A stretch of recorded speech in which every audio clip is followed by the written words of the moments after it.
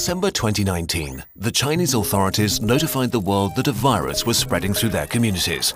In the following months, it spread to other countries, with cases doubling within days. This virus is the severe acute respiratory syndrome-related coronavirus 2 that causes the disease called COVID-19 and that everyone simply calls coronavirus.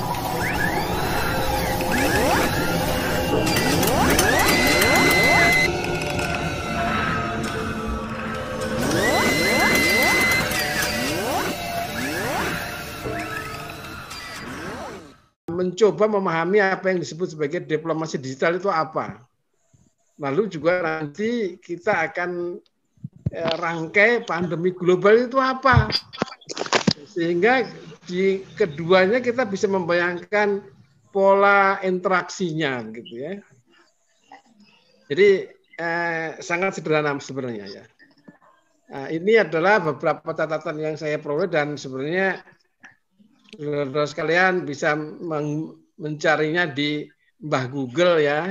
Saya hanya mencomot sedikit supaya gampang. Jadi diplomasi digital itu adalah diplomasi yang memanfaatkan sesuatu yang digital, sesuatu yang internet of things ya. Jadi perinternetan dan teknologi komunikasi.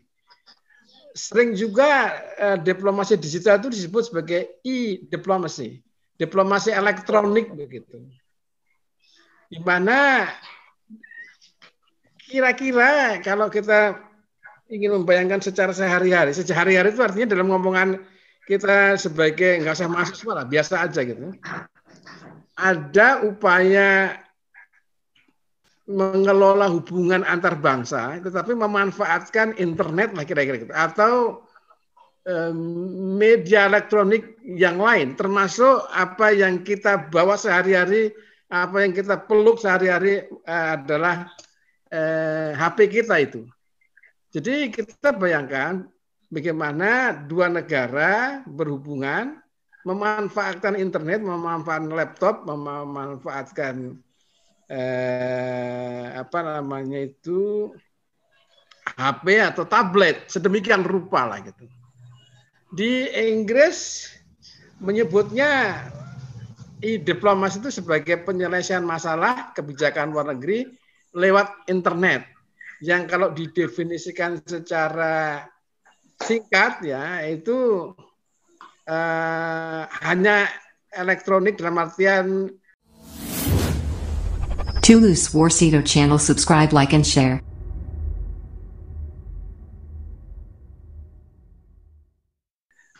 Laptop internet betulan ya, tidak dimasukkan nanti telepon, genggam dan tablet tidak ya. Tapi sebenarnya termasuk itu ya.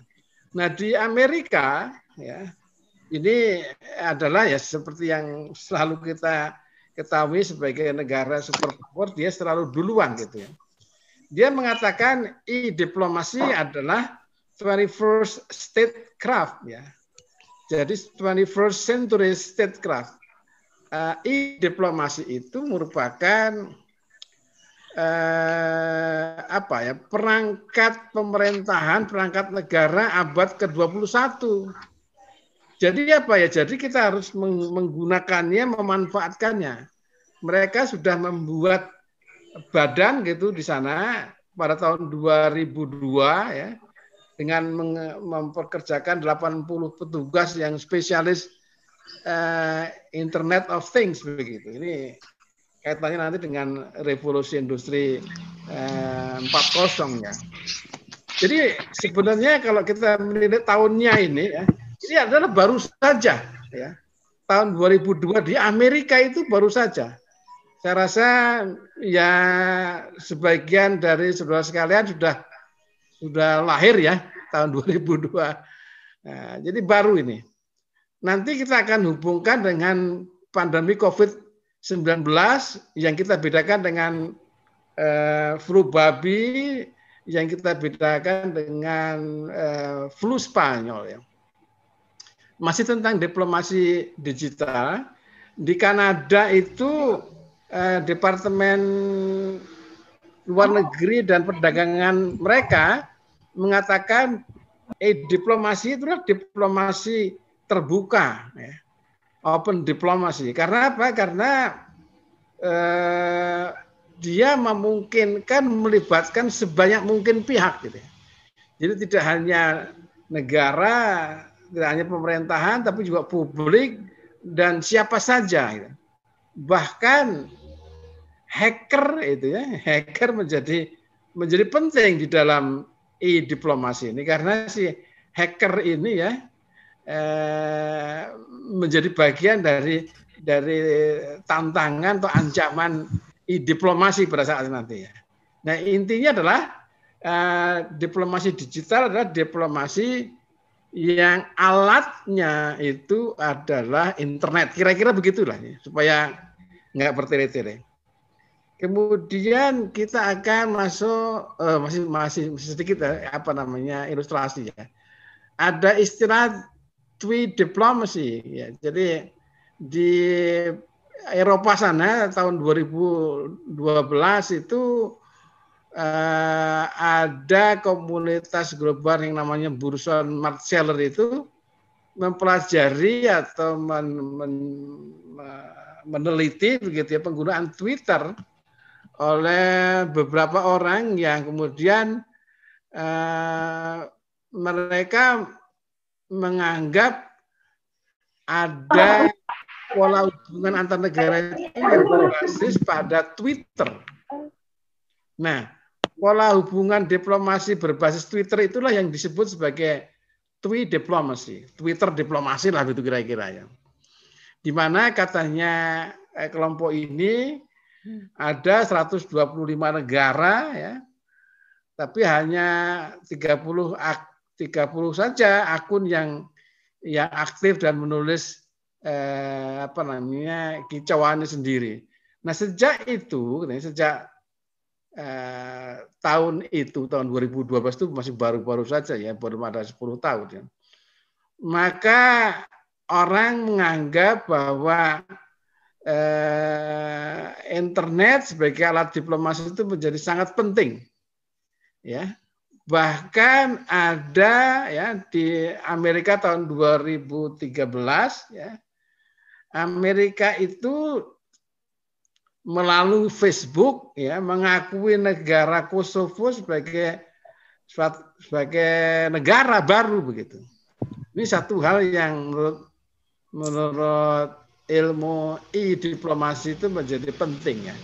Dengan kata lain, diplomasi yang adalah diplomasi menggunakan internet itu menjadi hal yang semakin biasa. Nah, nanti kita akan pelajari tantangan dan hambatannya dalam kaitannya dengan pandemi kan gitu, pada khususnya dan tantangan pada umumnya ya, karena kita kan orang HI. Orang HI itu lebih kepada diplomasinya daripada pandeminya. Maka nanti pandemi sebagai bagian dari contoh saja. Lalu dengan harapan kita bisa membayangkan bahwa diplomasi itu masa depannya seperti apa kira-kira begitu.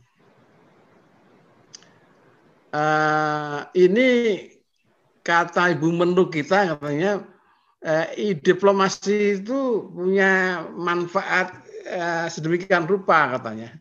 Walaupun saya sebenarnya agak menyanggahnya begitu ya. Misalnya ini dituliskan pertama manfaat diplomasi itu katanya ini versi Indonesianya ya adalah dapat digunakan untuk menyebarkan pesan perdamaian. Ya tentu saja ya. Tetapi sebagai alat kemudian dia menjadi juga kemungkinan sebaliknya. Dia bisa digunakan untuk menyebarkan pesan peperangan atau perkelahian atau konflik begitu. Ini kan kelemahannya nanti di situ. Kedua, diplomasi ini sebagai alat penguat kerjasama ekonomi. Kemudian yang ketiga adalah alat melindungi warga negara ya. Perlu saudara sekalian catat ya bahwa untuk ketiga ini ya sebagai alat melindungi warga negara, Indonesia dalam hal ini Kemenlu itu telah sedemikian rupa berjasa dalam hal ini menciptakan ya perangkat aplikasi program yang kalau kita datang di luar negeri, ya, pastinya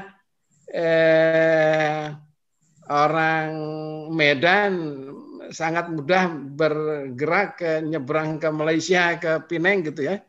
Kalau kita ke Penang gitu atau ke Kuala Lumpur, sebagai warga negara Indonesia, HP kita akan disapa oleh satu program itu. Selamat pagi atau selamat siang, kami dari Kedutaan Indonesia gini-gini, kalau ada apa-apa tolong hubungi kami. Nah, itu adalah salah satu dari karya real dari e-diplomasi dalam rangka untuk melindungi warga negara. Nah, program itu yang membuat adalah Bapak Lalu Eng Iqbal, duta besar kita di Pakistan, yang adalah alumni S1 dari UMY, dari kami gitu. Jadi saya termasuk orang yang sangat bangga karena beliau sempat atau ternyata mencatat sejarah menciptakan alat itu. Jadi kita sebagai warga negara Indonesia nanti kalau masuk di mana gitu ya, kita akan disapa otomatis ya.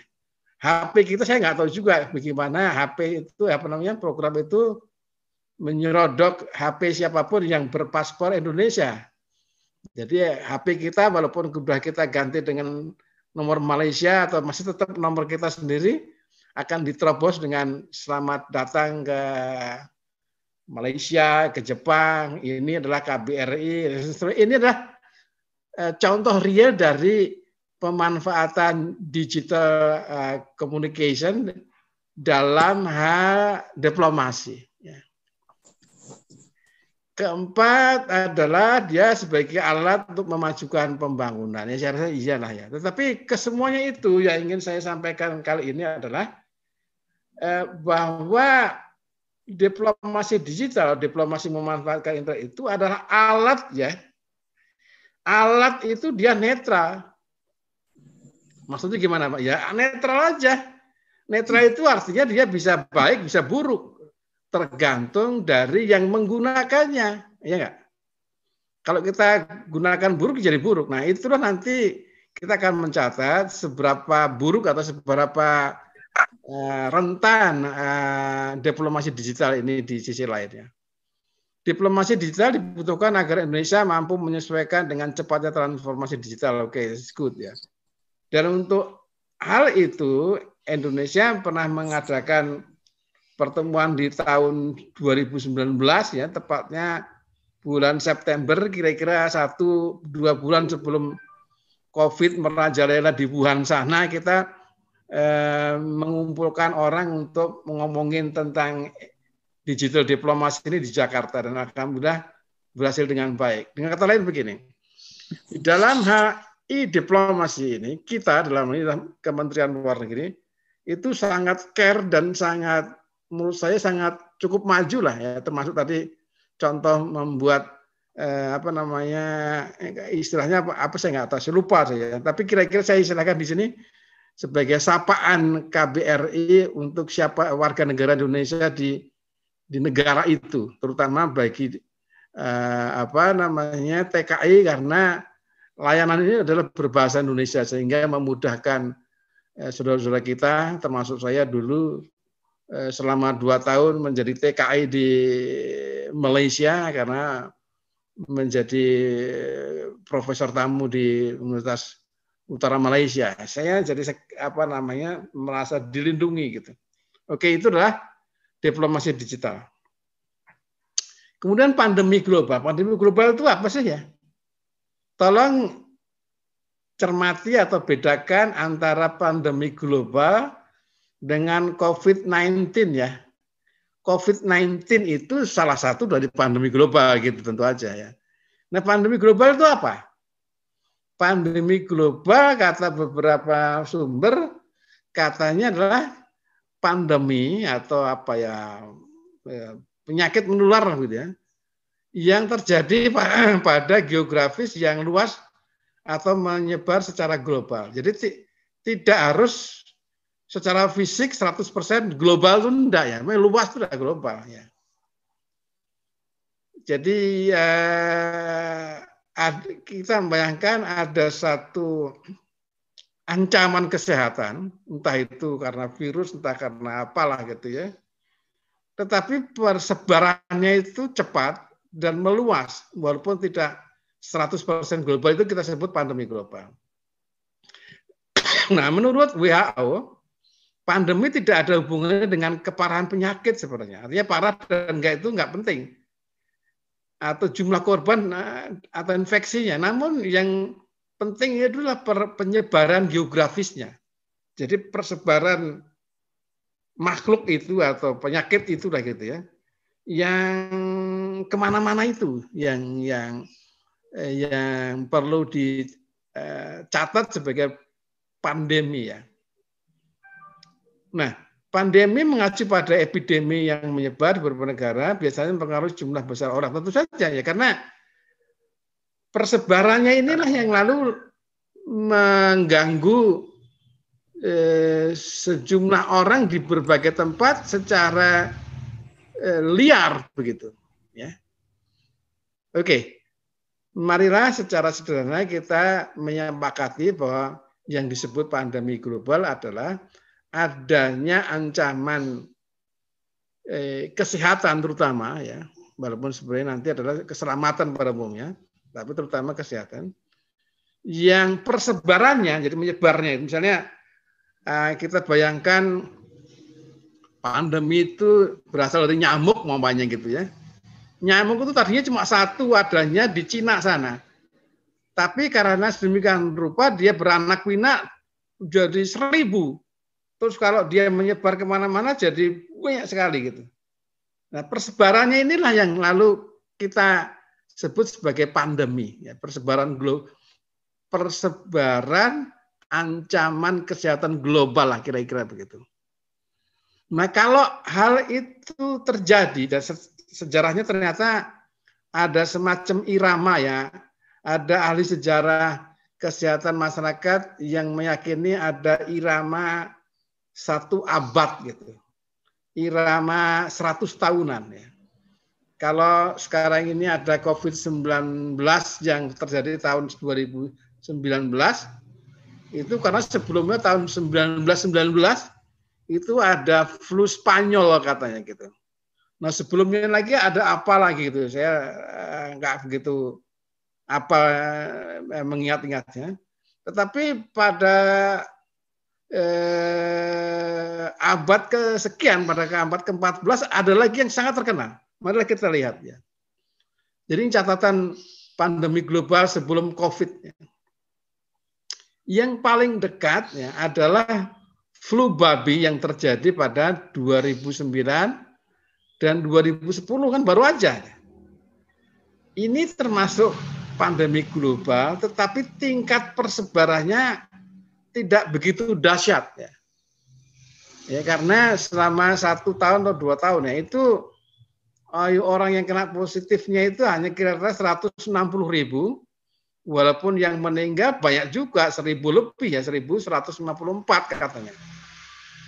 Jadi termasuk banyak, tetapi ini gemanya tidak begitu dahsyat karena ya cuma segitu bandingannya kan dunia ya. Dunia itu berpenduduk kira-kira 7 miliar orang hidup ya. Hidup semua, yang mati nggak dihitung kira-kira.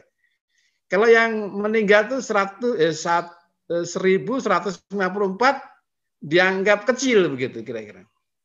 Ya. Ini yang baru-baru aja. Kemudian yang berikutnya adalah flu Spanyol, terjadinya tahun 1918 sampai 1920.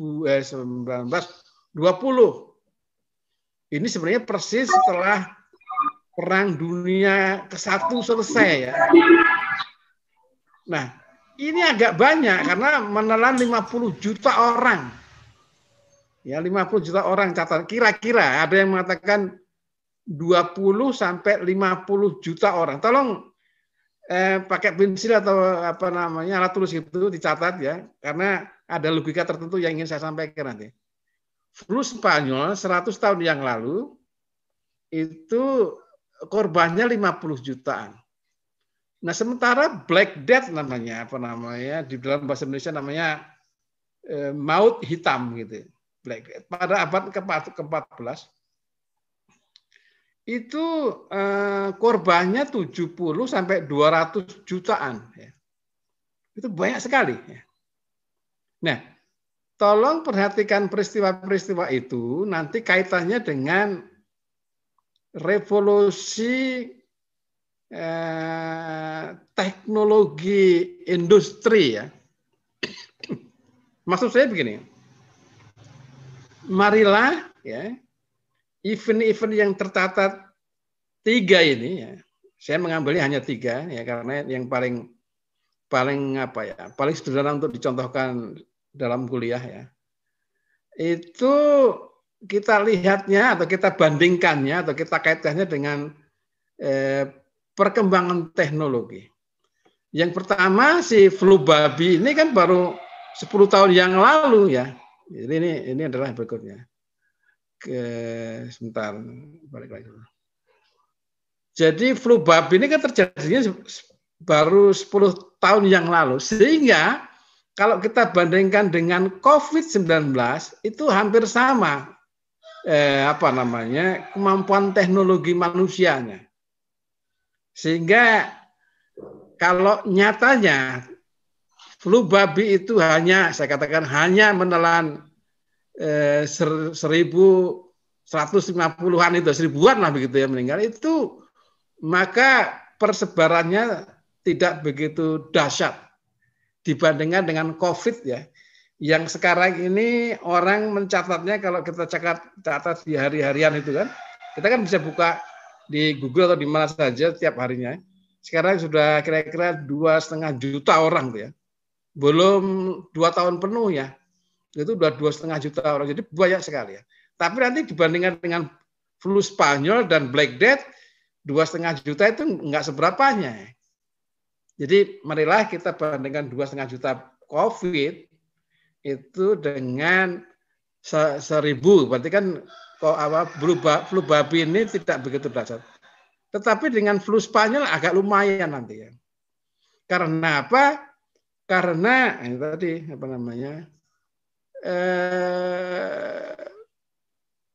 COVID-19 itu mempunyai keistimewaan dengan yang lain itu dalam hal ini media persebaran dan teknologi transportasinya. Maksudnya gini, ketika terjadi, ini kita perbandingannya yang nomor 2 dulu ya, karena tadi flu babi hampir sama waktunya, hanya berbeda 10 tahun, sehingga kemampuan teknologi manusia masih sama, tetapi karena sifat flu babinya tidak begitu dahsyat, maka dia bisa dikendalikan lebih cepat. Tetapi kalau dibandingkan dengan flu Spanyol yang menelan 50 juta orang tadi, maka sebenarnya angka yang sekarang tercatat 2,6 juta ya hari ini ya, itu masih belum seberapanya karena flu Spanyol mencatat 50 juta ya. Atau orang yang mengatakan kalau mau fair ya kira-kira 20 sampai 50 juta. Katakanlah kita ambil yang 20 ini saja, kita masih baru 1/10-nya. Ya. Tetapi apa? Tetapi media persebaran dan teknologinya itu lebih cepat. Ya. Maksudnya gini, marilah kita bandingkan ya, teknologi transportasi sekarang ini, ya, kita kan ada sekarang COVID-19 itu, dengan transportasi tahun 1919 tadi. Ketika itu pesawat belum ada, ya, kalaupun ada masih sangat terbatas. Adanya transportasi itu hanya menggunakan kapal pun ya kapal otok-otok lah kira-kira begitu. Maksud saya adalah ketika Perang Dunia selesai tahun 1919 itu terjadi flu Spanyol. Jadi flu Spanyol itu disebut ada dinamakan Spanyol itu karena nemuinya di Spanyol, bukan dari Spanyol tapi penemuan awalnya di Spanyol, bukan berasal dari Spanyol ya. Ada yang menganggap itu sebagai akibat kemampuan manusia mengelola kesehatan perang itu belum sempurna, sehingga kematian akibat perang dunia pertama itu, jadi perang dunia ya itu ketika itu berakibat pada munculnya wabah itu. Nah, ketika itu orang atau kelompok orang yang pertama adalah pasukan Amerika yang mau pulang ke Amerika, yang mau menyeberang Atlantik ya. Tentu pakai kapal ya. Belum ada pakai pesawat ketika itu. Dengan kata lain, perbedaan teknologi transportasi ketika COVID-19 itu terjadi dengan flu Spanyol itu berbeda. Apalagi pada kejadian Black Death tadi 14 ya. Abad ke-14. Abad ke-14 itu negara bangsa belum ada ya. Revolusi industri pun belum ada ketika itu. Jadi oleh karena itu korbannya juga lebih banyak karena untel-untelan di satu tempat dan lama sekali diatasi. Kemudian yang kedua, ya, ini yang bisa dipotret sebagai sesuatu yang negatif, juga bisa dipotret sebagai sesuatu yang positif, yaitu upaya pencegahannya itu tergantung dari media komunikasi yang masif dan serentak ya, tidak hanya banyak tapi serentak. Revolusi industri keempat ya, itu membedakan kemampuan manusia di dalam berkomunikasi itu dengan revolusi industri yang ketiga ya. Perbedaan utamanya adalah ditemukan internet lalu elektronika ini ya. Kalau dulu nggak ada, adanya baru sebagian listrik saja. Sehingga apa? Sehingga untuk mencegah ini memanfaatkan media komunikasi yang masif dan serentak. Terus dicatat ya, karena masif dan serentak itu masif itu banyak begitu. Serentak itu langsung bareng gitu. Dulu paling pola adanya masif saja. Masif dalam artian misalnya komunikasi lewat yang paling umum lewat koran gitu, tapi nggak serentak, memerlukan lama sekali. Di Indonesia sampainya juga hampir setahun dan di Jawa saja korban flu Spanyol itu katanya tercatat ada 5 juta korban flu Spanyol di Jawa ya.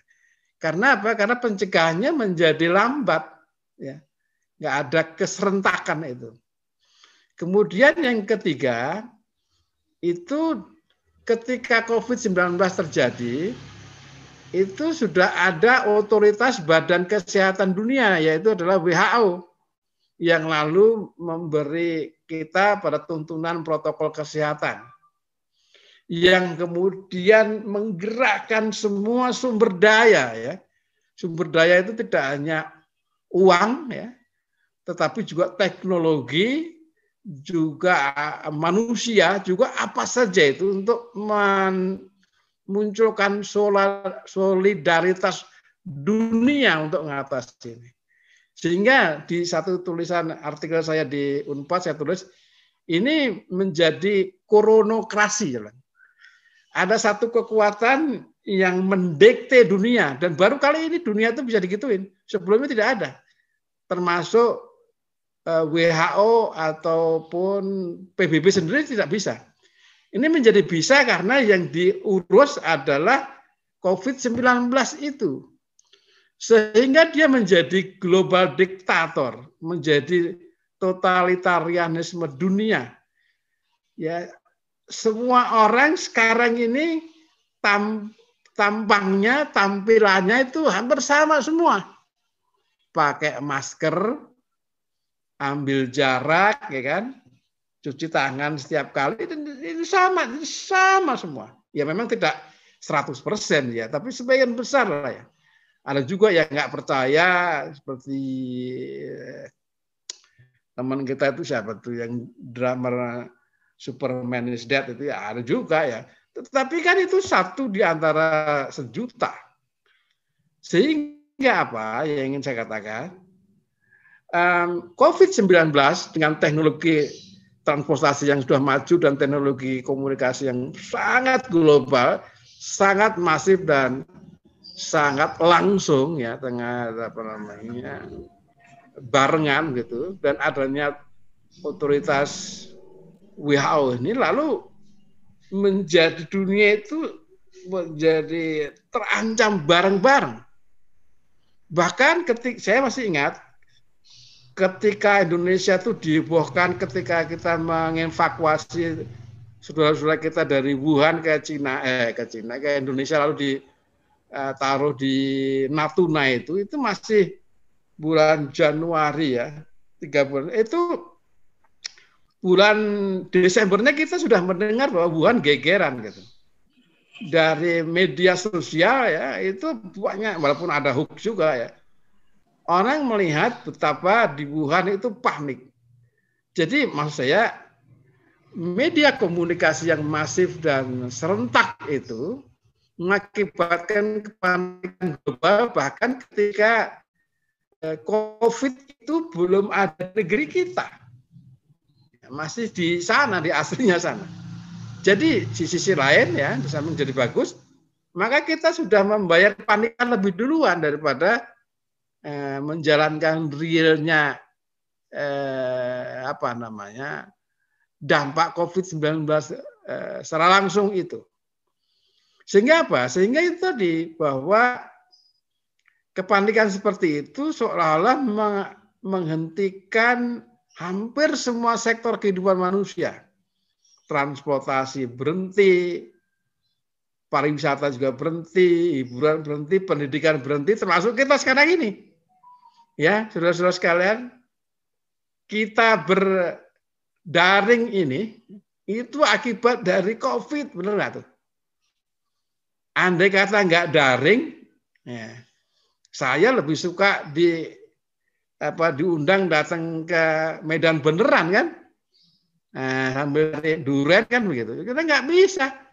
Ya apa boleh buat, kita lalu daring. Jadi daring adalah bagian dari contoh dampak dari COVID itu.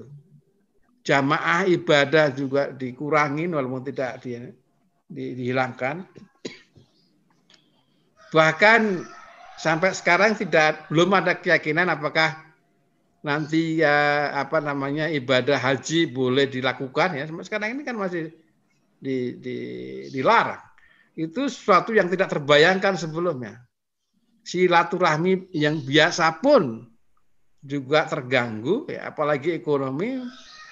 Banyak saudara kita yang berkekurangan sehingga ya sangat menderita. Hampir semua orang ya beralih ke Zoom, ke MS Teams, daringan lah pokoknya, dan media sosial yang lain.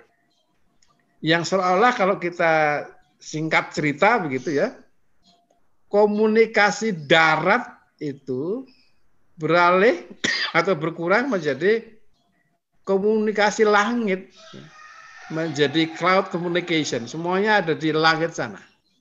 Nah, ini adalah dampak dari. Nah, kalau kita percaya seperti itu, maka menjadi sangat mungkin dan sangat wajar kalau diplomasi digital atau e-diplomasi itu menjadi keniscayaan yang memang harus dimainkan. Gitu. Kita ingin lihat keunggulan e-diplomasi ya. Salah satu yang kita harus catat keunggulan e-diplomasi, jadi diplomasi melalui internet dan sejenis ya, itu adalah objektivitasnya tinggi ya. Karena dia nggak mau tahu, apalagi nanti kalau kita bicara misalnya e-government ya. E-government ya memang sebenarnya nanti puncak dari e-diplomasi adalah e-government. Yang contoh program yang spesifiknya adalah smart city ya. Nah, pernah dengar ya smart city, kota pintar. Saya rasa Medan juga sudah punya program kota pintar, smart city Medan ya. Itu adalah contoh dari e-diplomasi di mana kira-kira ya, kalau ini terjadi di Medan misalnya kita, Medan itu sebagai kota itu harus bisa diakses dari mana-mana.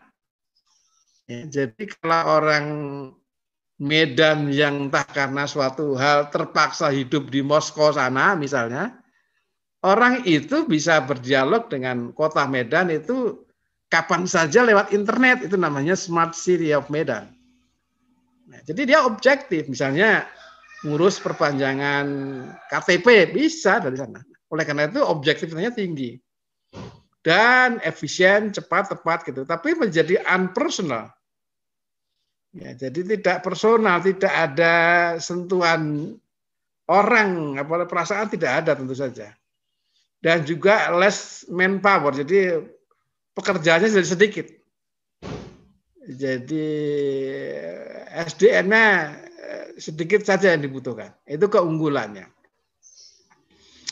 Sementara itu kelemahannya adalah dalam banyak hal memang karena kita bicara berdialog dengan internet ya, dengan mesin, maka dia tidak human.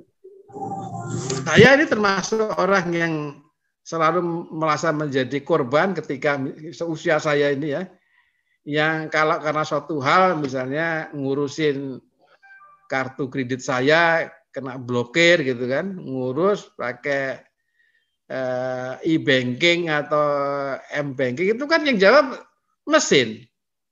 Kalau mesin saya pusing, saya harus memperhatikan ini ngomongnya apa gitu. Jadi unhuman itu menjadi bagian yang melemahkan. Dan yang sangat penting adalah poin yang kedua, bahwa e-diplomasi, e-government atau tadi smart city itu ya, itu dia sangat tergantung dengan teknologi, terutama listrik. Ya, saya lihat saya sangat sering ke Sumatera ya, samping Medan ya, di Riau, saya lama di Tanjung Pinang, saya sendiri SMA saya dari Lampung. Sana itu masih banyak sekali listriknya kacau beliau. Nah di wilayah yang seperti itu maka diplomasi nggak berdaya. Ya, karena memang sangat tergantung dari listrik. Bahkan yang punya listrik pun belum tentu bisa mengakses kita bisa bicara-bicara ini ya, karena signalnya nggak ada gitu. Nah itu yang nomor dua. Yang ketiga ya, dia adalah urban centric. Jadi itu adalah komunikasi atau pergaulan yang umumnya ada di kota.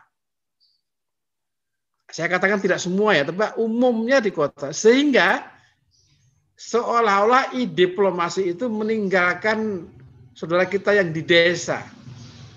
Nah, tolong dicatat yang ketiga ini. Urban centric dengan yang ruralnya karena nggak ada listrik, nggak ada signal, nggak ya ketinggalan lalu ya.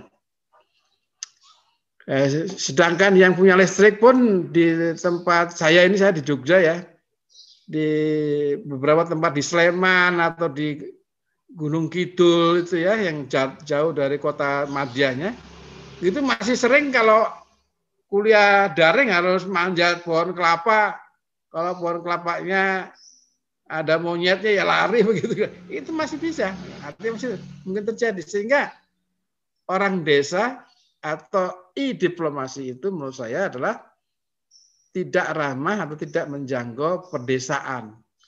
Yang keempat adalah bahwa diplomasi mau nggak mau kan dia menggunakan perangkat program ya, perangkat setting urutan algoritma sedemikian rupa yang sangat rentan dengan peretasan atau hackable.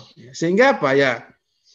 Kalau kita dalam hal ini misalnya kita membayangkan kalian semua nanti kan saudara mungkin kerja di Kementerian Luar Negeri atau perusahaan yang di sisi luar negeri, maka menggunakan IAN ini, diplomasi, apalah gitu ya, banking harus meyakini atau meyakinkan diri kita tidak mudah dihack. Karena begitu kena hack, maka sudah semuanya ambiar semua. Ini adalah kelemahan diplomasi. Kalau kita percaya semua yang saya ceritakan tadi, maka ya jadi ada beberapa hal yang kita harus perhatikan. Yang jelas tadi memang pandemi atau lebih tepatnya lagi adalah COVID-19 itu di suatu ketika mendorong pemanfaatan teknologi elektronik tadi sedemikian rupa, termasuk kita ini.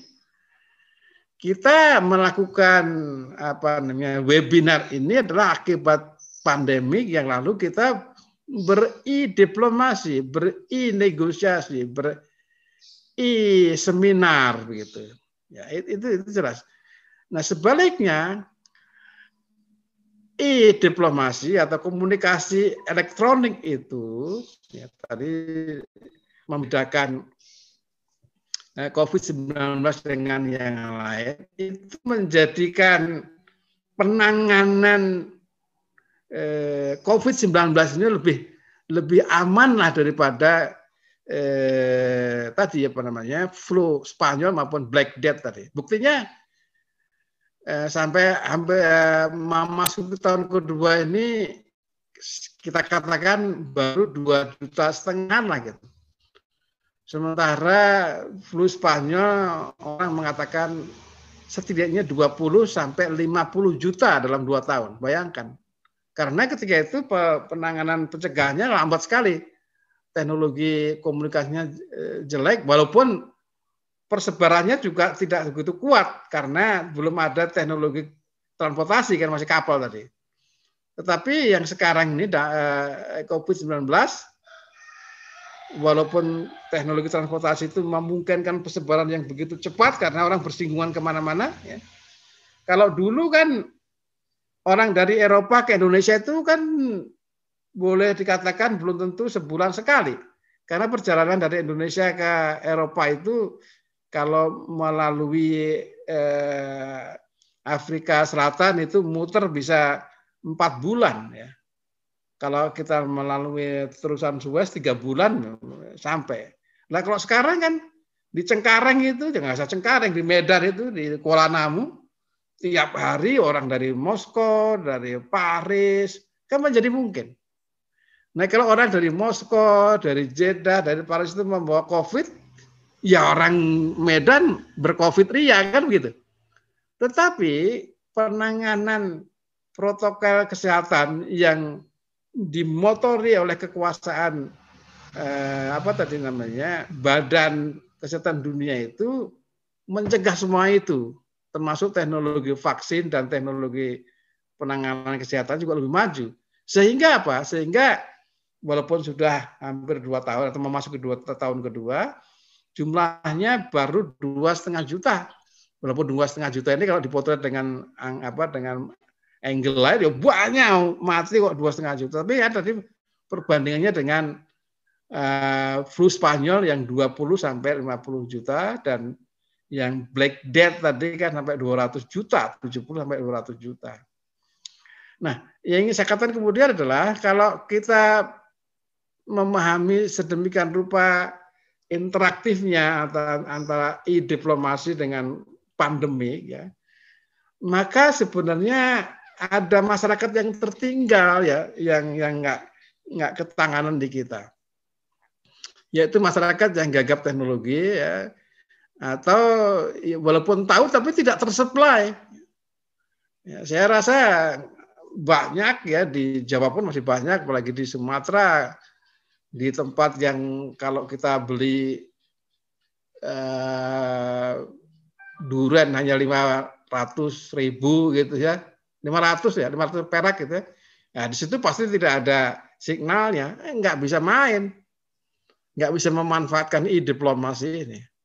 Dan yang ingin saya katakan adalah bahwa masyarakat pedesaan dan masyarakat perkotaan dalam konteks teknologi komunikasi itu ada gap-nya. Gap apa? Gap kemampuan untuk mengakses diplomasi.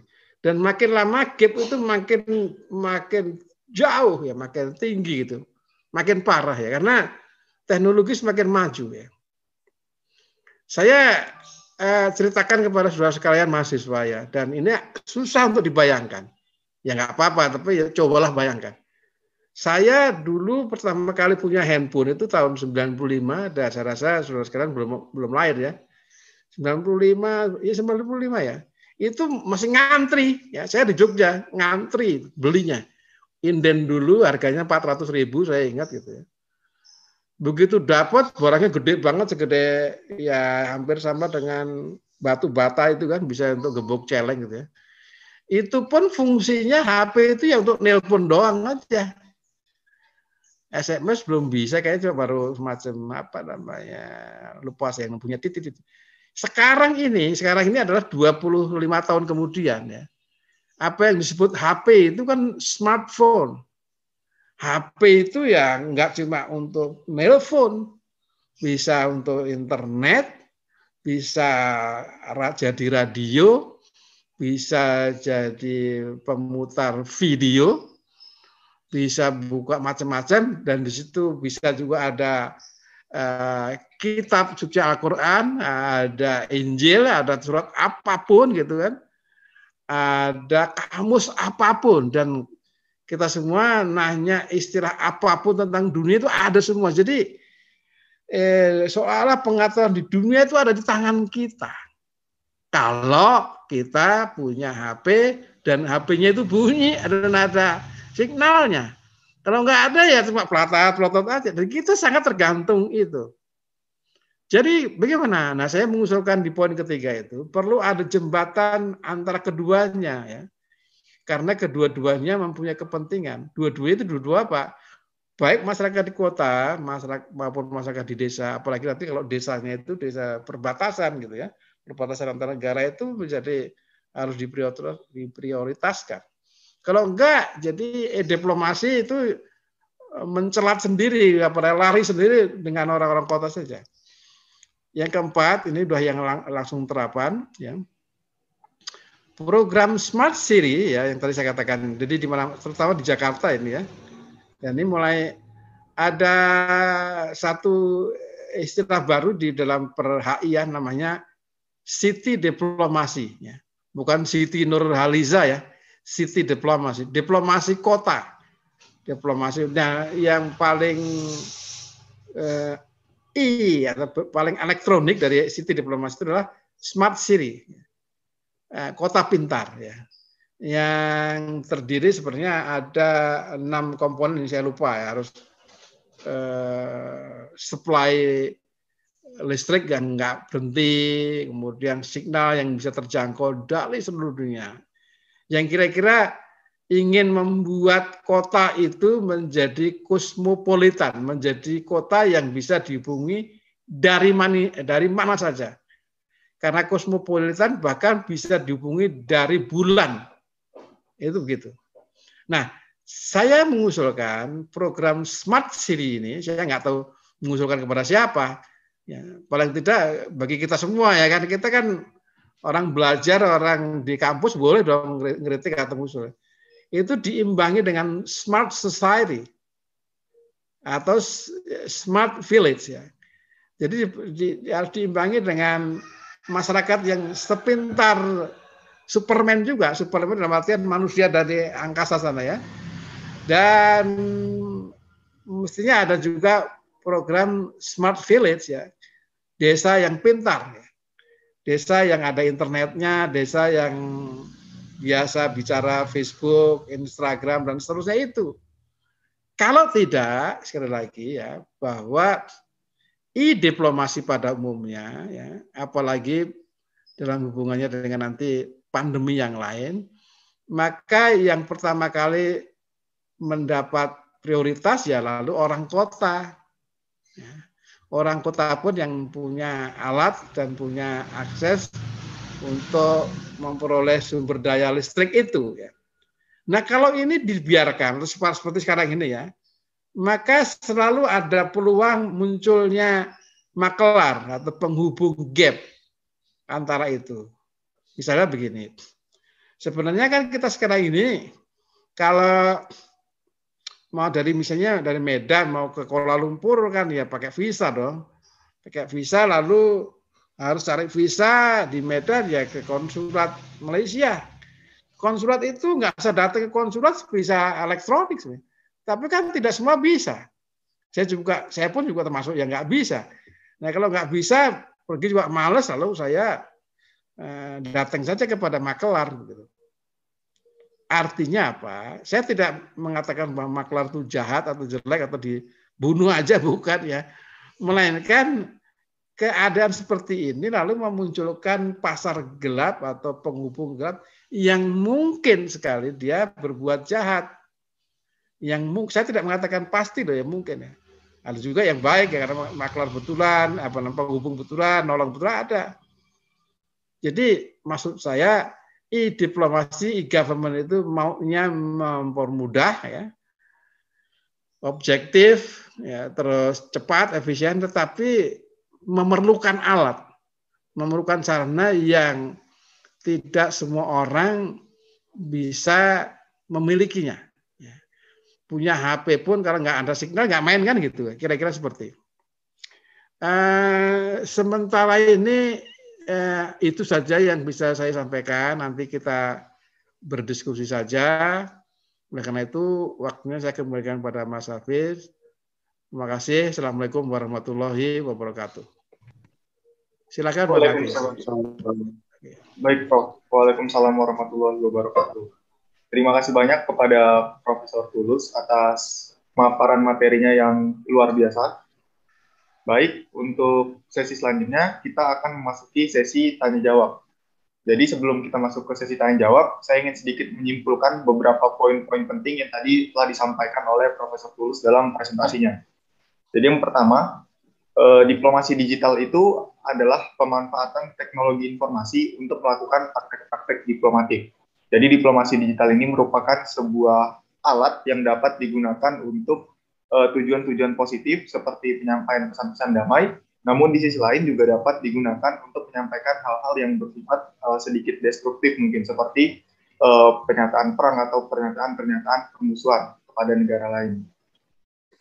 Selanjutnya terdapat beberapa kelebihan dari pemanfaatan diplomasi digital seperti objektif, efisien, impersonal, dan less manpower, dan juga terdapat beberapa kelemahan seperti unhuman, tergantung pada teknologi seperti listrik, urban centric, dan juga hackable. Oke, baik teman-teman. Apabila ada teman-teman yang memiliki pertanyaan, mungkin bisa disampaikan di kolom komentar, karena sampai sekitar 20 menit ke depan kita akan memasuki sesi tanya jawab. Oke, baik. Mungkin sembari menunggu pertanyaan, mungkin saya ada satu pertanyaan nih, Prof. Ini terkait dengan Regional Conference on Digital Diplomacy yang tadi sempat disinggung juga, yang diinisiasi oleh Indonesia pada tahun 2019. Nah, sebenarnya kalau dari Profesor Tulus sendiri melihat kepentingan atau mungkin peluang apa yang dilihat Indonesia sampai Indonesia sangat tertarik dan juga memiliki concern yang luar biasa terhadap praktek digital diplomasi ini, Prof. Sampai mau menginisiasi sebuah konferensi regional khusus untuk digital diplomasi itu sendiri. Mungkin itu pertanyaan dari saya, Prof.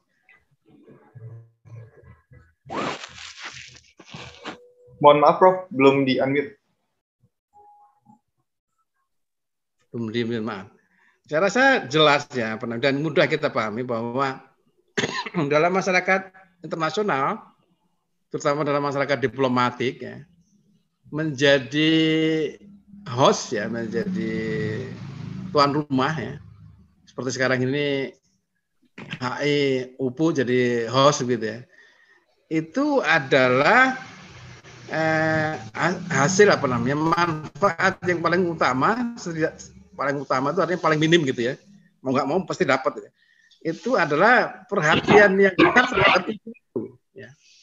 Jadi kalau orang bertanya, ngapain sih HI UPU mengundang Prof Tulus ya? Ya paling enggak menunjukkan bahwa HI UPU perhatian kepada saya, kan begitu.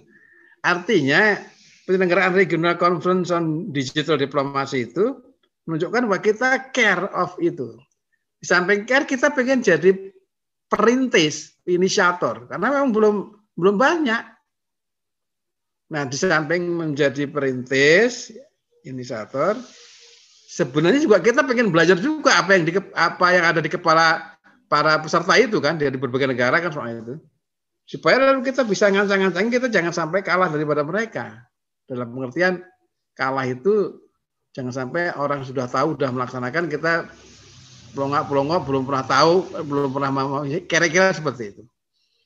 Jadi dalam hal ini, ya, dalam hal penyelenggaraan regional conference on digital diplomasi itu, Indonesia sangat care ya, dan sangat ingin mendahului. Seperti halnya tadi itu yang saya katakan sederhana tadi, kalau kita datang ke negara manapun gitu, kita akan disapa langsung. Jadi HP kita akan diserodok kayak apa namanya program-program yang menyerbu HP kita itu, apa namanya itu?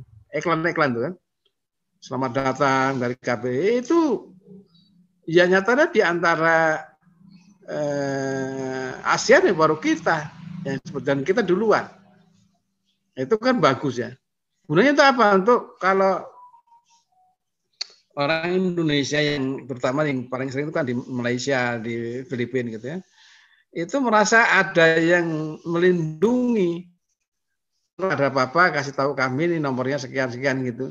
Kalau enggak ada program itu kan ngasih tahunya gimana? Kan susah. Ini adalah salah satu contoh di mana informasi itu dengan mudah disebarkan kepada orang yang memerlukan itu. Ini pentingnya di situ. Nah, tentu nanti banyak hal yang lain, misalnya setelah sekedar ngasih alamat, lalu informasi apa lagi, misalnya informasi apa ya, keperluan memperpanjang visa dan segala macam itu kan lalu banyak sekali. Belum lagi informasi yang berhubungan dengan orang apa namanya warga negara lain, dalam hal ini misalnya dengan orang Malaysia maupun pemerintahan Malaysia. Itu kayaknya menjadi sangat sangat membantu menurut saya, karena seperti yang kita dengan mudah memahami, kalau tadi saya katakan kita di Medan pengen ke Kuala Lumpur, kita kan pasti harus minta visa, bukan nggak minta visa sih sebenarnya, kita bisa arrival, tapi kan keterangan apa kerjaan itu kan harus datang ke konsulat Malaysia ya. Itu bisa dilakukan secara elektronik sebenarnya ya. Secara daring ya. Itu kan bagus. Karena apa? Kalau harus offline nanti harus cari alamatnya konsulat Malaysia itu di mana, naik apa kan gitu kan. Nanti ketemu tukang becak yang seperti diceritakan di komedi-komedi itu, nanti kalau bayarnya kita nggak cukup, nanti diserudukin ke kalen atau misalnya kan susah. Mendingan. Tetapi kalau bisa ya, artinya kalau bisa kita daring. Kalau nggak bisa ya tetap ke situ. Dengan kata lain, daring itu atau saya katakan yang elektronik, e-government, e-diplomacy, e-communication ya, itu kan bagus. Tetapi dia memerlukan alat, ya, tidak bisa Tarsan langsung bisa WA-an kan begitu. Alat pun juga alat yang lalu memerlukan pengetahuan praktek di situ. HP kita itu seperti yang katakan tadi secara dramatis itu adalah multifungsi smartphone ya, bisa untuk nulis, bisa untuk bikin PowerPoint. Nah, sebenarnya setiap program itu atau aplikasi kita belum semuanya tahu kan? Ada nggak di antara saudara sekalian yang merasa yakin bisa bermain MS Word? Saya enggak, setua saya ini saya nggak bisa mengklaim itu. Mau saya MS Word itu kan program yang katanya untuk bikin Word ya, nulis gitu loh. Tapi kan nggak cuma itu, bisa untuk gambar grafis, bisa untuk macam-macam. Fasilitas menunya itu banyak, fiturnya banyak. Nah, artinya untuk bisa memanfaatkan MS Word, di samping harus ada HP-nya, ada programnya, juga pengetahuan kita sebagai brainware-nya kan harus ngerti. Jadi dengan kata lain begini, e-diplomasi memanglah merupakan satu upaya berkomunikasi dengan alat maupun dengan pengetahuan yang di atas rata-rata untuk bisa menggunakannya. Karena tanpa itu, seperti saya katakan tadi, orang seperti Tarsan misalnya tidak bisa langsung beri-diplomasi gitu. Yang bisa ya Superman lah gitu, yang datangnya dari planet Krypton sana. Saya rasa itu, Mas Abi. Monggo silakan yang lain, ada nggak? Silakan, Mas. Oke, baik. Terima kasih Prof. Tulus atas jawabannya.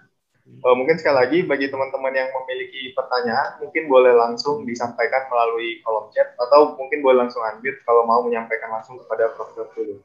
Oke, baik. Di sini ada pertanyaan dari Bima, cukup panjang ya. Bima mungkin bisa di-unmute, Bim, untuk menyampaikan langsung kepada Prof. Silakan.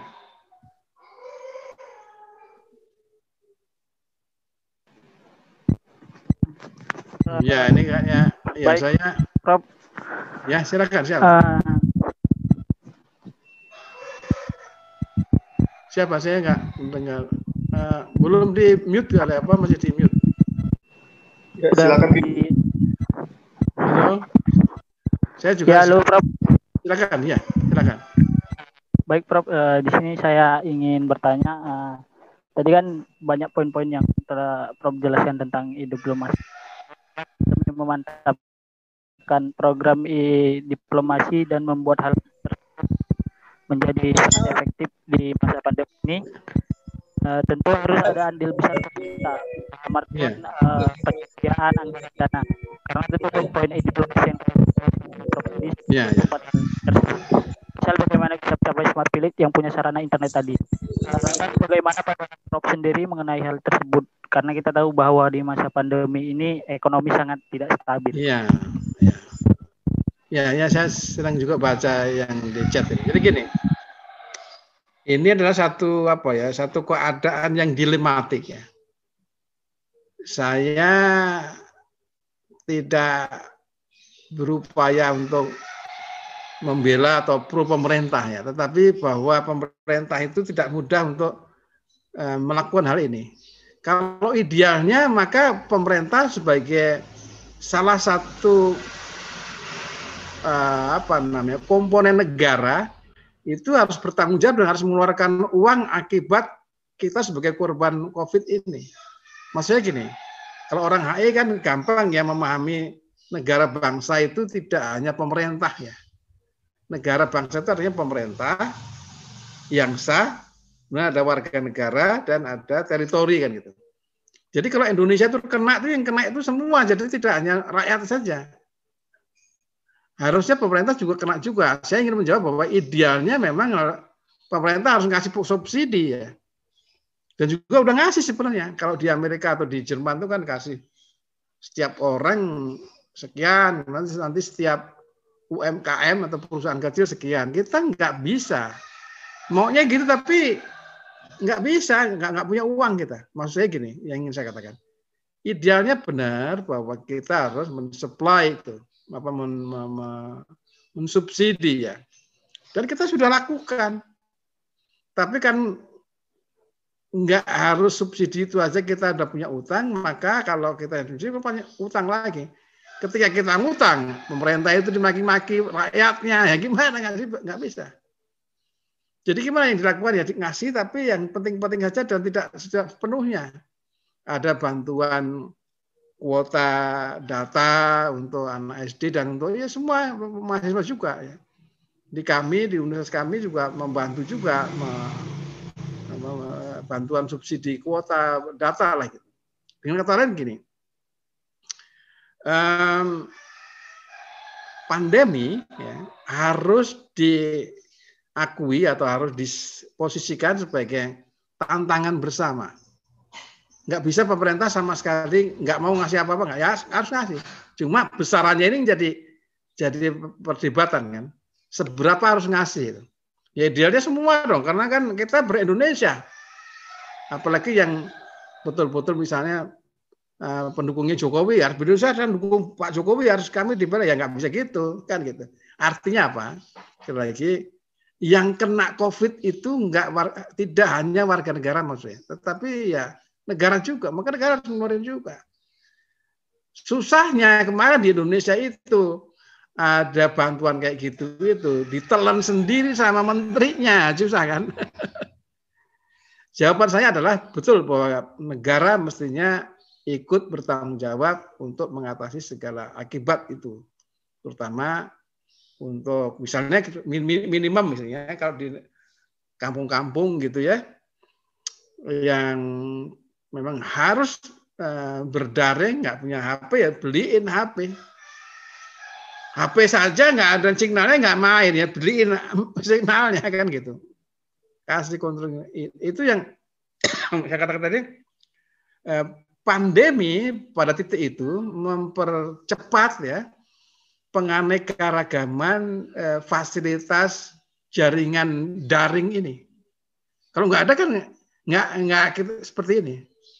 Mau saya gini, andai kata tidak ada COVID, saya nggak mungkin dipanggil begitu saja oleh Prodi HI UPU ini kan. Karena UPU harus mendatangkan saya tidak mengatakan UPU nggak punya uang, tidak ya. Tapi kan perkaranya jadi lain gitu kan. Jadi ini adalah akibat itu. Jadi ya alhamdulillah di titik tertentu COVID itu mempercepat kesadaran kita untuk beri-inan gitu, beri-komunikasi, beri-kuliah gitu kan, beri-diplomasi. Cuma itu tadi ada ongkosnya, nggak bisa cuma menengadah ke atas lalu fasilitas itu datang. Persoalannya adalah kalau di Indonesia sudah sebenarnya. Jadi pemerintahan Indonesia itu bukan tidak ngasih bantuannya, ngasih dia. Jadi setuju atau sesuai dengan yang saya harapkan tadi, ikut jadi korban. Tetapi besarannya, nah itu yang debatable kan, sangat mudah diperdebatkan. Kalau besar sekali nanti yang nyaplok juga banyak, kalau sedikit nggak nyampe ya. Itu ada hal teknis yang secara politik itu sangat rentan untuk digoreng kata orang. Dan ya saya rasa saudara sekalian sebagai mahasiswa yang nggak lama lagi akan menjadi bagian dari pemerintah Indonesia ya di manapun berada itu harus terdidik lah untuk mengedepankan kepentingan masyarakat umum menghadapi hal seperti ini. Hal seperti ini apa sih? Hal-hal pandemi. Pandemi itu kan datangnya ya gampangannya dari Tuhan gitu aja kan. Bahwa Tuhan itu mengirimkan awalnya dari Wuhan, Cina sana kan cerita tersendiri. Tapi nyatanya gitu. Kalau kita nyalain orang Wuhan ya nggak menyelesaikan masalah kan. Andai kata nyatanya itu Wuhan yang mengawali, terus kita menyalahkan mereka. Menyalahkan terus kita bunuh semua orang Wuhan, emang selesai? Nggak selesai. Jadi apa ya? Jadi oke, pandemi itu adalah tantangan, ancaman bersama terhadap kenyamanan, kesehatan pada umumnya, ya, terhadap semua orang. Dia kan nggak peduli Kristen, Katolik, Buddha, Muslim, kena semua, laki perempuan, besar kecil, pokoknya kena semua. Artinya menjadi mungkin. Itulah sebabnya di Arab Saudi sana itu takutnya setengah mati langsung ditutup begitu aja Masjidil Haram itu. Dan juga di gereja-gereja. Sekarang gereja hampir semuanya gereja daring semua, ya kan? Kalau ibadah Muslimin kan agak berbeda ya, sehingga ya paling enggak ya pokoknya di rumah aja. Tapi kalau gereja hampir semuanya itu berdaring semua. Terus apa? Yaitu artinya pandemi mendorong kita memanfaatkan komunikasi daring sebagai bahkan satu-satunya, atau kalau nggak boleh dikatakan satu-satunya, sebagai salah satu yang paling utama untuk menghubungkan upaya kita bersilaturahmi, baik untuk dalam hal membantu, mendorong, mendidik, atau apa saja. Saya rasa itu ya, saya setuju. Cuma tekniknya nggak mudah itu Mas ya. Silakan yang lain. Oke, baik. Terima kasih Prof atas jawabannya. Ya. Mungkin kepada teman-teman yang lain, kita masih ada waktu sekitar 10 menit lagi, jadi mungkin masih bisa untuk satu pertanyaan lagi. Saya boleh bertanya, Fis? Silakan. Silakan, Bu. Iya, oke. Selamat pagi, Profesor Tulus. Perkenalkan, Selamat pagi, saya... Bu. Ya. Iya, saya Helga dari Prodi HI UPU. Ya, Pagi, ya, saya ini ya berterima kasih kepada Prof Tulus. Ini paparannya menarik sekali. Mungkin satu yang mau saya sampaikan juga, Dok, Prof. Jadi kalau kita ngomongin Medan, ya Medan itu apa ya, orang Medan kalau sakit itu kan pasti ke Pineng gitu ya. Iya. Karena orang Medan ini kebanyakan makan enak-enak gitu ya, Prof. Jadi sekarang udah setahun pada bingung gitu. Penang kita kan ini ya lockdown gitu Malaysia, tidak bisa sama sekali kita untuk ke sana, dan kita Indonesia sudah masuk daftar temporary ban entry country gitu ya. Ya, jadi ini sebenarnya yang menurut saya smart city itu sangat penting sebenarnya kehadirannya. Saya baca juga ada tulisan Prof terkait para diplomasi seperti itu ya, Dok. Prof sorry dokter. Nah, jadi bagaimana kemudian peluang para diplomasi ini untuk mendapatkan perhatian gitu di era pandemi gitu. Karena sebenarnya saya melihat contoh-contoh seperti negara Korea Selatan gitu ya. Mereka memanfaatkan smart city untuk tracking gitu, untuk apapun itu, untuk penyebaran informasi di negaranya, dan itu cukup berhasil gitu. Nah, di Indonesia sendiri memang untuk smart city sendiri kan lebih banyak ke di kota-kota yang besar gitu. Nah, bagaimana kemudian seperti Bandung itu saya lihat cukup baik, Jakarta, Surabaya. Bagaimana kemudian kota-kota yang mungkin ya seperti yang Prof bilang tadi, ada gapnya itu untuk bisa selaras gitu dengan kota-kota lain. Dalam hal ini kan pandemi adalah musuh bersama gitu. Bagaimana kemudian kota-kota lain ini bisa mengejar ketertinggalan dari yang sudah lebih maju seperti itu. Mungkin itu saja dulu Prof ya. Makasih. Baik, Bu Helga. Terima kasih, pertanyaan yang bagus dan terapan begitu. Jadi gini, kalau tadi yang ditanyakan adalah orang Medan jadi istilahnya kehilangan putus hubungan dalam hal pelayanan medis ke Penang. Kebetulan saya dulu di daerah sana 2 tahun, kalau hampir setiap Sabtu saya ke Penang, termasuk ke rumah sakit karena ada abang saya dari Medan juga yang sakit situ. Nah sekarang nggak ada kan, karena datang aja nggak boleh kan itu. Nah lalu bagaimana ya? Apakah kita bisa memanfaatkan para diplomasi? Ya tentu saja. Cuma yang ingin saya sampaikan adalah begini. Kesulitan kita sekarang ini atau dalam hal yang tadi disampaikan oleh Bu Helga menunjukkan bahwa pemimpin daerah kita itu ternyata harus punya wawasan HI yang cukup. Kalau wali kota, apalagi bupati di dusun hanya berpikir untuk pilkada doang, ya sudah, nggak usah ngomong. Artinya kita nggak bisa apa-apa. Karena apa? Karena adanya elektronika ini juga karena kita kan punya undang-undang otonomi daerah yang membolehkan kita para diplomasi di tingkat 2 ya, pemerintahan tingkat 2. Jadi tingkat kabupaten maupun kota. Tapi belum semua orang memanfaatkannya. Ya karena banyak kepala pemerintahannya nggak punya wawasan itu. Sehingga apa yang harus ini kita semua warga sekolahan yang tahu ini ya lalu harus memasrakkan bahwa suatu ketika kalau ada debat pilkada, tanyalah itu. Maksudnya apa yang ada di benak Bapak Ibu sekalian para calon itu dalam hal memajukan kita sebagai bagian dari masyarakat dunia dengan IAN itu kan, e-diplomasi, e-anything itu. Cuma kalau nggak gitu kita cuma meratapi, tahu harusnya bisa, tapi kita nggak ada yang menggerakkannya. Ya. Tapi memang salah satu dari kelemahan e-diplomasi tadi adalah hal-hal yang real fisik, pelayanan kesehatan yang fisik kan nggak bisa.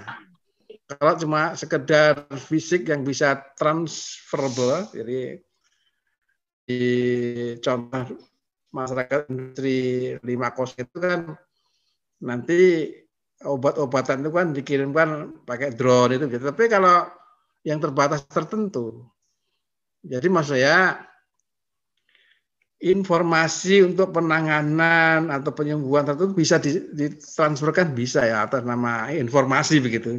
Tetapi kalau informasi itu harus diikuti oleh terapi ya baru akan kesulitan. Jadi secara singkat yang ingin saya katakan adalah betul bahwa para diplomasi mestinya ditingkatkan untuk mengurangi kepincangan tadi, ketergantungan orang, saya katakan ketergantungan orang Medan dengan Penang tadi, melalui kemampuan masing-masing pemerintah daerah ya, baik itu Kota Madya Medan maupun di sekitarnya, untuk para diplomasi ria dengan catatan atau dengan cara kita berharap para bupati, wali kota itu punya wawasan HI yang cukup. Dan sebenarnya salah satu yang bisa digunakan untuk promosi HI OPU kan sebenarnya berdasarkan undang-undang otonomi daerah itu, kemudian setiap pemerintah daerah tingkat 2 itu dimungkinkan ya tidak harus langsung diharuskan mempunyai dinas hubungan luar negeri kan, sehingga anak-anak lulusan HI bisa ke situ, bisa mendorong upaya penyadaran pemanfaatan pemerintahan daerah untuk berkolaborasi kepada hubungan internasional itu. Dan ini ya pekerjaan yang kayaknya mudah kalau kita ketemu Pak Wali Kota, ya, tapi nggak mudah kalau Pak Wali Kotanya nggak seneng HI kan gitu. Ya kita harus terus-menerus kita berjuang. Saya rasa itu Bu Herga, nanti kita sama-sama lah ya menyampaikan hal ini bahwa sekarang masyarakat IAN ini dengan diplomasi maka masyarakat dunia itu menjadi masyarakat yang semakin terbuka, yang seolah-olah harusnya tidak ada perbedaan Kota Madya Medan dengan Pematang Siantar misalnya itu, karena sama seperti sekarang ini kan seolah-olah kan saya berhadapan dengan Bapak Ibu dan saudara sekalian, padahal saya di Jogja kan itu. Dalam hal transfer cerita, saya istilah orang Jawa itu dobos itu cerita bohong gitu, cerita ringan. Itu bisa ya. Cuma kalau saya harus mengirimkan gudeg kan soal lain. Tapi sebenarnya masih bisa. Saya kalau di kelas saya selalu begini. Begitu dahsyatnya IAN ini ya. Sementara saudara sekalian pura-pura mendengar saya, pura-pura melihat dan mendengar saya. Saudara sekalian itu bisa sedemikian rupa mengontak order buka lapak atau apa saja, ngorder sate onta dari Maroko misalnya gitu. Kan menjadi mungkin, benar nggak? Saya cerita dalam hal kemungkinan teknisnya, walaupun sekarang ya belum ada orang jual sate Maroko, sate onta Maroko. Tapi kalau sekedar misalnya saya pengen durian ucok, sekarang bisa masih online. Jadi apa? Jadi ya itulah apa yang bisa kita kerjakan, tetapi juga tentu memerlukan sarana. Nah sebaliknya yang penting untuk digarisbawahi adalah karena alat itu adalah netral, maka kalau ada orang jahil sedikit saja, dia bikin hoax, bikin ujaran kebencian, bikin fitnah, kita sangat mungkin walaupun sudah hati-hati kena jadi mangsanya. Itu yang jeleknya di situ. Karena kadang-kadang kita sudah tahu bahwa kalau ada keraguan ya nanti kalau orang Islam mengatakan kan ditabayunkan, dikonfirmasi. Tapi kadang-kadang kita nggak punya waktu untuk konfirmasi. Kita ketika misalnya dikatakan, UPU itu masih rektornya itu apa misalnya gitu. Saya belum konfirmasi, ditimpa lagi ada hal baru yang lain lagi. Dengan kata lain, internet atau media sosial yang sekarang ini terjadi ya, itu lalu lintasnya sangat cepat sekali sehingga itu menjadi kecil. Belum lagi kita memastikan apakah Bu Helga tadi nanya apa gitu, apa benar apa enggak. Saya ditimpa lagi oleh cerita yang lain tentang Bu Helga yang lain gitu. Ini kan jadi susah.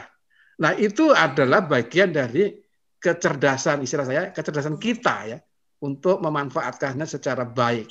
Kalau enggak, saya juga khawatir kita sendiri menjadi pelaku yang tidak baik itu. Jahil-jahilan ngapain begitu. Nah, jadi itu kelemahan dari internet secara umumnya begitu. Salah saya itu Bu Helga, terima kasih atas pertanyaannya. Terima kasih Prof. Sama. Oke, baik. Terima kasih Profesor Tulus atas jawabannya. Menarik sekali teman-teman diskusi kita pada pagi hari ini, sangat insightful dan fruitful. Tapi sebelum saya tutup diskusi kita, ini ada sedikit hal yang ingin disampaikan oleh Kepala Program Studi Hubungan Internasional Universitas Potensi Utama, Prof. Bapak Muhammad Novan Prasetya MHI. Kepada Pak Novan, dipersilakan Pak. Assalamualaikum, selamat pagi Prof. Maaf Pak, kurang kuat suaranya. Selamat pagi, Assalamualaikum. Ya, Pak. Kurang keras ya? Ya, kurang keras Pak. Selamat pagi Prof. Ya. Selamat pagi. Pertama-tama mungkin kami mau ucapkan mohon maaf terlebih dahulu ya Prof. Karena pada saat awal-awal diskusi tadi ada sedikit masalah teknis. Jadi mungkin agak sedikit terlambat beberapa menit masuknya ke Zoom tadi. Lebih tentunya kami ucapkan banyak-banyak terima kasih karena seorang Prof. Tulus mau meluangkan waktunya untuk berbagi ya kepada prodi kami yang memang sangat baru merintis ini. Dan kebetulan mungkin Prof juga udah tahu hampir mungkin 60% ya dosen kami di sini itu ya mantan mahasiswa Prof Tulus juga. Jadi itu mungkin salah satu alasan kami sangat ingin untuk mengundang Prof Tulus. Sekaligus untuk berbagi ilmu, tentunya untuk mengobati rasa rindu gitu Prof. Ya, jadi mudah-mudahan kedepannya bisa silaturahmi lagi, Prof. Prof tidak bosan-bosannya untuk mau mengayomi kami di sini karena tentunya kami pun juga punya visi yang sama sebenarnya dengan HIWMY ya kan untuk menyebarkan ilmu untuk ke semua lapisan masyarakat. Jadi seperti biasa Prof, kalau di Sumatera Utara kita punya budaya tuh ditutup dengan pantun Prof. Saya tutup dengan di radio dengar lagu Kus Plus. Terima kasih untuk Prof Tulus telah berkenan berbagi ilmunya. Oke Prof, saya kembalikan kepada. Oke, terima kasih banyak. MC. Oke, baik. Terima kasih banyak. Terima kasih Pak banyak. Novan. Luar biasa pantunnya ya Pak. Memang Pak Novan ini ciri-cirinya Prof. Setiap ada tamu pasti kasih pantun. Selesai kelas juga. Pantun ya. Oke baik. Sebelum kita tutup, mungkin kita akan masuki sesi foto bersama teman-teman. Jadi buat teman-teman yang dapat menyalakan kamera mungkin bisa dinyalakan. Bagi yang nggak dapat menyalakan kamera mungkin bisa dinyalakan sebentar. Kayak gitu. Ya, silakan teman-teman bisa dinyalakan kameranya. Iya.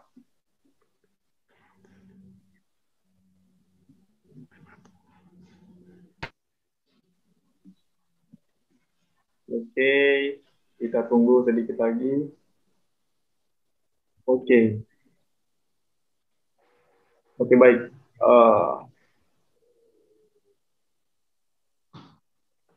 Oke, mungkin saya akan mengambil fotonya, teman-teman. Jadi mungkin saya hitung 1, 2, 3. Oke. Sekali lagi. 1, 2, 3. Oke, baik. Terima kasih teman-teman. Oke, baik. Terima kasih Profesor Tulus yang sudah bersedia untuk hadir dan berdiskusi dengan kita dari HI Universitas Potensi Utama pada pagi hari ini. Terima kasih Prof atas diskusi yang sangat fruitful dan insightful. Semoga bermanfaat dan dapat meningkatkan wawasan dan pengetahuan kita bersama mengenai diplomasi digital dan COVID-19. Baik, saya tutup. Waalaikumsalam, terima kasih banyak ya. Oke, baik. Saya tutup sesi kita pada pagi hari ini. Wallahul muwaffiq ila aqwamit thoriq. Assalamualaikum warahmatullahi wabarakatuh. Selamat pagi teman-teman. Waalaikumsalam. Alhamdulillah. Terima kasih Prof. Sama-sama. Oke, udah live ya? Prof udah live ya? Tidak Pak. Mungkin ada kita evaluasi sedikit ya. Setiap kegiatan kan baiknya kita evaluasi sedikit karena kedepannya kita insya Allah akan buat kegiatan-kegiatan seperti ini lagi. Nah, kira-kira mungkin ada yang mau disampaikan Bapak Ibu, teman-teman mungkin ya. Silakan. Sorry Pak, kurang terdengar Pak. Silakan Bapak Ibu yang mau menyampaikan masukan. Mungkin ada teman-teman juga yang mau menyampaikan pendapat, boleh. Ya, monggo. Langsung saja. Saya sedikit ya Pak ya. Oke.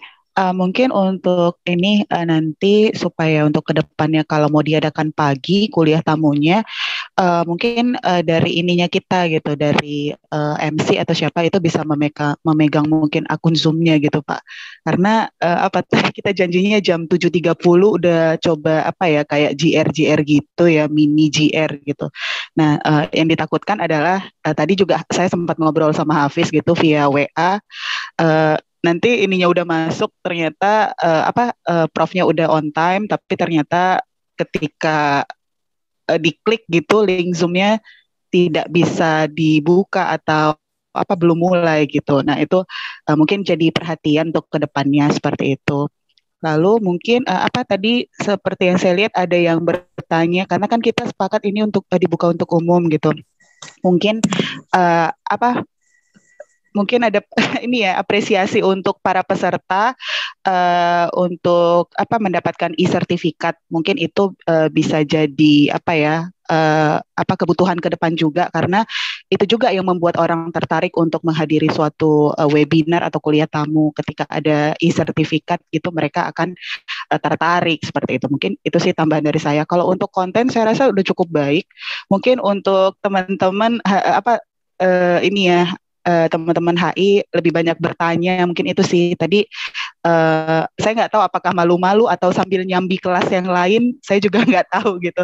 Ini mungkin mungkin otaknya juga tengah bercabang-cabang gitu ya, sambil mendengarkan kuliah tamu, sambil juga kelas gitu. Saya juga nggak tahu gitu jadwalnya teman.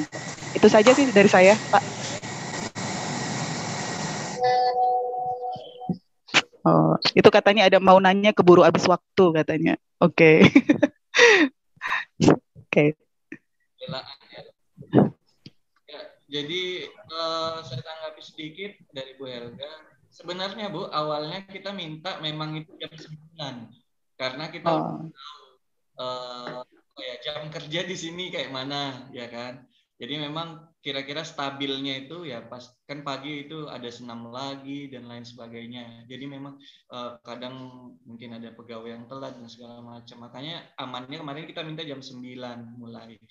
Tapi dari Prof sendiri tiba-tiba beliau karena ada rapat jadi minta hari jam 8. Nah, itu yang kami jadi bingungkan. Kami sudah ngomong ke pihak hostnya nih, hostnya kan juga pegawai nih. Ya kebetulan kita kan pakai orang punya orang juga nih, jadi agak gimana ya Bu ya. Kita kalau saya udah nunggu dari jam 7:30 tadi.